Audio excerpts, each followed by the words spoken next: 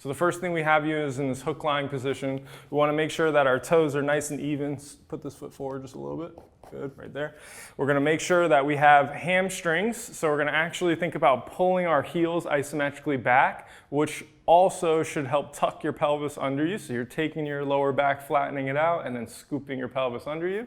You're going to think about keeping your knees in line. So there's not a little bit of adductor working there too, not having them fall out. Now you're going to put your arms straight up to the ceiling, and I want you to have your elbows just a little soft and a little bit wide, and you're going to reach as far as you can. And let's have everybody start here. Okay? And what I want you to do is give me a really good inhale through your nose, super gentle ninja style, tongue on the roof of the mouth, and then you're going to exhale as long as you can. Doesn't have to be forceful, it just has to be long. So as you're doing that, I'm looking for your rib cage to come down and in. So the ribs actually rotate in on both sides and they come down. We're essentially closing the front door. At no point does your lower back move off of the ground. It stays flattened out. You're keeping your hamstrings on, even though it should be relatively easy, meaning it's not strenuous. It should be a little bit harder to keep them on during the inhale. So take a little bit of note. If you needed to, you could actually put your hands on your hamstrings. Don't worry about doing it, but you could at home and just feel them, make sure they're working to start. If you wanted to put a ball between your knees, another option, okay? Now, the goal here is to get him to get his hands as far up and over into shoulder flexion, meaning there is no retraction and shoulder blade squeezing back. It's all forward, up, and over. So he's really reaching in an arcing, not arching, maybe that works too, motion up and over, okay?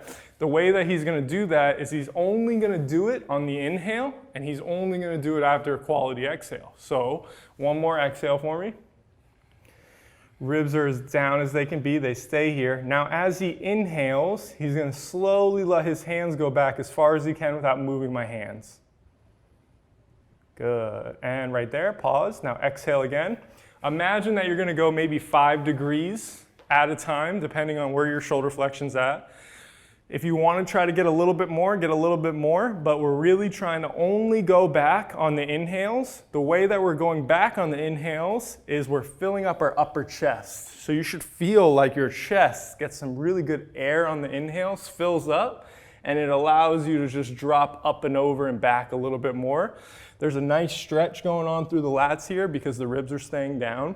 And we're working on finding abs and then using our inhales in this position to fill up our chest. So I want this to really expand up there. Gentle ninja inhale, always through the nose. Feel that expansion, and then slowly let it drop a little bit more. Where he's at right now is pretty good, meaning it doesn't really need to go too much further, but we're gonna go ahead and let him go another 60 seconds, maybe even 90, just keep going. Longest exhales you can. If you can, hold your breath for 3 seconds, maybe at the end of the exhale, especially if you're the type of person that has trouble keeping the ribs down, and really allowing yourself to sink up and over and back. Imagine that you had a band pulling you back in that direction and even down, or maybe even a weight too, so it was pulling you back there. Or you might even think about that anti-extension exercise that we had Sherwin do in our core class, so you can kind of connect some dots on this one. And you can see that he hasn't lost this at all. Should be feeling some good air into the upper chest. It's definitely gonna go into the sides and the rest of the rib cage, but just imagine that we're really trying to focus on getting some air into that upper chest, getting that expansion there. We're going through 30 more seconds, maybe a couple more breaths, and just let that sink there. Really important that your elbows stay relatively soft. They can look straight, but I don't want them to be locked out and tensioned at the elbow. We're looking for length to come all the way through there. The other thing that you want to do is don't squeeze your shoulder blades back. Remember, that's the whole point of the arcing motion. Okay, so 10, 9, 8, 7, 6, 5, 4, 3, 2, and 1. Beautiful job.